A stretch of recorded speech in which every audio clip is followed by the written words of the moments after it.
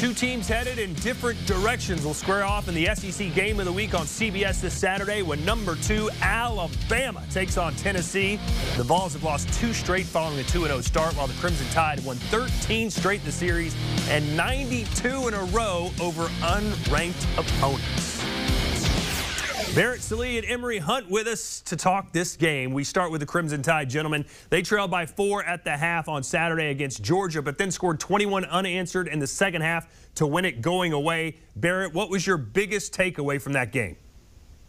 That this is the same Alabama team as we've seen in the past, and Mac Jones is definitely not just a game manager. He's a difference maker, and yeah, he's got those weapons outside. But Mac Jones, deep downfield, he is on par or perhaps even better than Tua. I mean, this guy is an absolute stud. And to do what he did, and for Alabama's offense to do what it did against that Georgia defense, it was so impressive. Steve Sarkisian, their offensive coordinator, doesn't get enough credit. He was a step ahead of Dan Lanning and Kirby Smart basically the entire game. And so I think moving forward, I think it's clear that you're going to have to play Alabama's game to win. Defense doesn't win championships. Just enough defense does. And you better be able to hang with Alabama and find just enough defense to make a few stops. Otherwise, you're going to get blown out of the building, and that's exactly what happened to Georgia. Yeah, I was more impressed with how Bama was able to win in a different way. Normally, we're seeing Bama win with their run game, but Najee Harris wasn't as big of an impact in the game as more so than Mac Jones and that passing attack was. And on the flip side, I was just shocked by how Georgia was so ineffective in running the football. I know that has been a theme for them going toward the throughout the season, but the fact that they didn't have any type of run game against Alabama was highly concerning to me. Hey, Emery, how high do you think Mac Jones will go in the NFL draft when he goes pro? Well, you know, you have to be careful because you look at Mac Jones and you look at what he's doing there at Alabama, but when you compare him to, let's say, pro prospects with when you go by the skill sets of what they have, you have to, you know, look at, okay, where is his arm set? Where is his accuracy? Where is his consistency? How well he does situationally, whether we talk about third downs or inside the red zone. So right now, he's probably a mid-round guy, but this is a situation where he can definitely continue to rise his stock because we've seen guys like him before perform at Alabama. And I think that type of situation kind of plays in the head of evaluators as they're trying to take a look at him and say, hey, is this something that is a product of the system, or is he something that we can build toward and look at him as a franchise type guy? Look, I don't want to compare anybody to Joe Burrow, but if there's a comparison to Joe Burrow this year in college football, it is Mac Jones because, look, this guy, pretty good year last year in place of Tua Tagovailoa. You look at Joe Burrow 2 years ago, pretty good year. And then, bam, the offense hits, he clicks, deep downfield accuracy. Those boxes all get checked by Mac Jones. Now, that's not to say that he's going to go from undrafted prospect to #1 overall pick, but I think when you look at what he can do right now, Emery just said he's a potential mid-round pick. How many of us thought that would be the case even early this summer? You know, not many people thought that. So I think he's going to skyrocket up draft boards. There's not a doubt in my mind. Again, not to compare anybody to Joe Burrow because that's a high bar. But if you are going to find a quarterback that you can say that about this year, it's Mac Jones. I love the fact that Emery said just a product of the system. We're talking about Alabama here. 2 or 3 years ago, product of the system is a big linebacker or a lineman, not a quarterback that's throwing for 500 yards a game. Nevertheless, things are changing in Alabama, but they always seem to have they're always loaded at the skill positions, especially at wide receiver. Who stood out to you the most so far, Emery? Jaylen Waddle. I mean, his speed is just ridiculous. I know everyone loves Devonta Smith and what he does from a speed perspective, but for my eyes, Jaylen Waddle just has a different level of speed, kind of like Joey Galloway. When you watch Galloway run, it was like watching just water pour out of a faucet. It was just smooth, fluid, and fast. And that's how I see Waddle.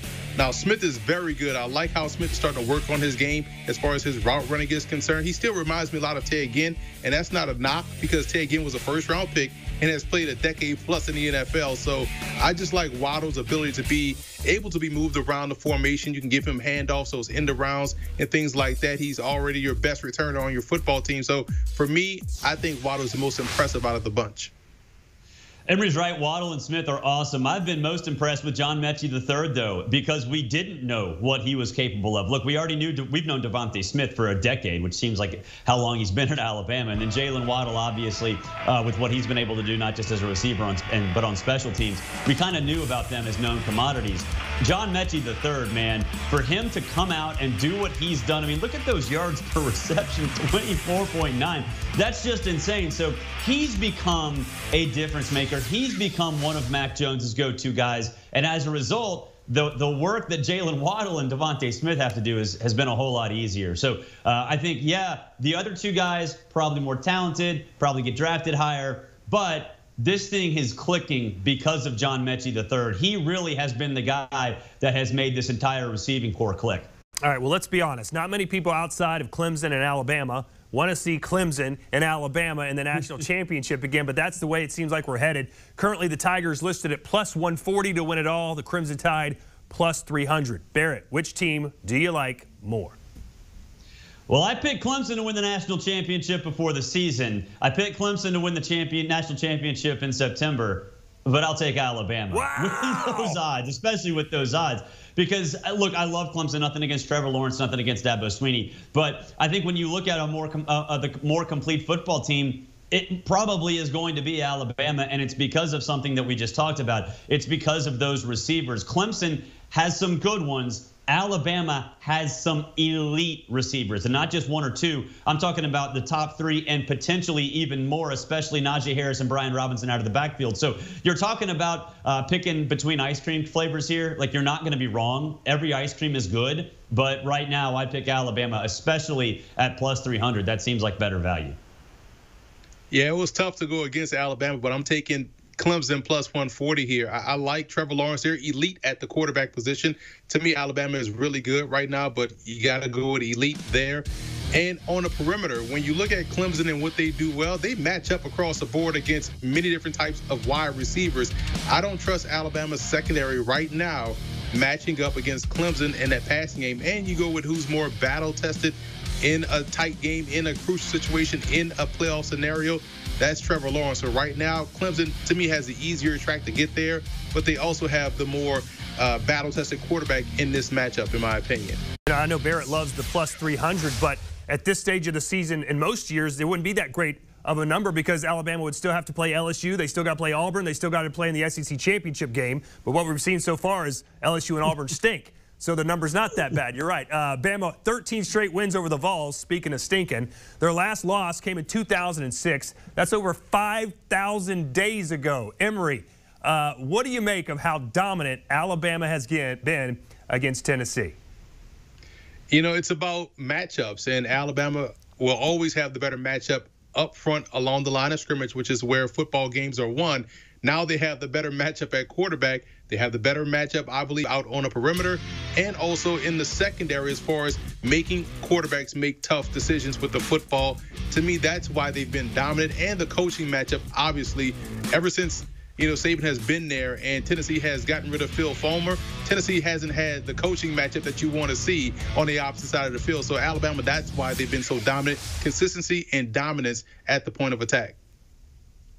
There's an old saying, it's not about the X's and O's, it's about the Jimmies and the Joes. Well, in this case, it's about both because Nick Saban got there. Alabama's recruiting, obviously, has been at an elite level more times than not, finishing with the #1 class in the country by basically every outlet out there. And then you look at the X's and O's. Look at what Tennessee has done since that last win. They fired Fulmer. They hired Derek Dooley. They hired Butch Jones. And now Jeremy Pruitt, who I think is a good coach, it's still his third year as a head coach anywhere. So there's a great book about Tennessee called Decade of Dysfunction. That is a big reason why Tennessee has been non-competitive in this game.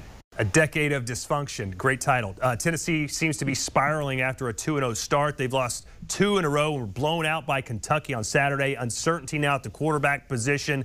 What's your assessment of this year's Volunteers team, Barrett?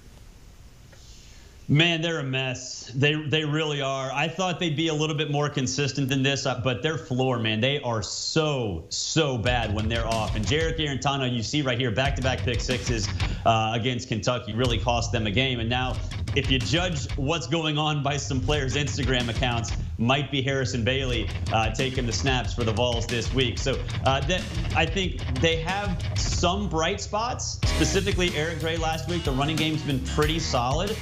But the offensive line has been, I think, underwhelming. They just fired their defensive line coach, despite being second in the SEC in tackles for loss, so go figure. And so really, I think right now, again, dysfunctional is a word that gets tossed around Knoxville quite a bit. Right now, they are dysfunctional. Yeah, I couldn't come away from that Kentucky game thinking, man, their defensive line stunk. And they got rid of the defensive line coach.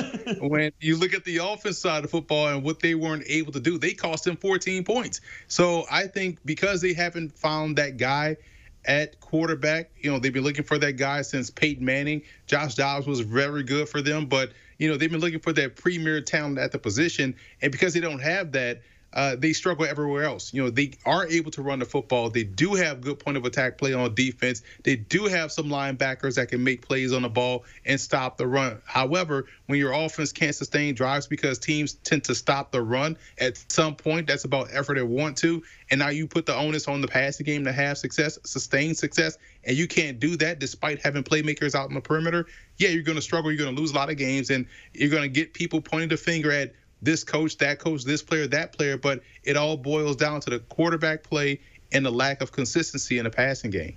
Well, no surprise, Alabama, a 3-touchdown favorite in this one. I thought it might even be higher. The total set at 62. Who do you guys like in this one and why? We'll start with you, Emery. I like Alabama. Again, this is an easy one for me. Lay those 21 with Alabama. I think they can also score 40 a game. 40 in this game. They've pretty much done so all season long. But I do like Alabama because of their offense, because of what they can do defensively. Whoever's going to be at quarterback for Tennessee is going to face that downward pressure that you don't want to see. And I think Kentucky showed Alabama, not to say that Alabama didn't know this, but showed them the blueprint. Hey, press on the outside, take the ball away, bring it back for 6. Yeah, I'll take Bama minus the 21. It's really always hard to pick Bama games that are dial-a-score games because you don't know when Nick Saban's going to put that phone down. There's not exactly a great relationship with Jeremy Pruitt right now, but against a former assistant, I don't think he's going to want to run the score up all that much. Want to get out of there with the win. So I'll take Alabama. I'll lay the points. Tennessee's quarterback situation is a mess. As far as the total, again, I think they'll try to get out of there clean, get out of there healthy, not try to do anything that puts their players at risk in the second half. So I'll take the under reluctantly because, again, in Alabama dial-a-score games, it's all about when Nick Saban puts that phone down.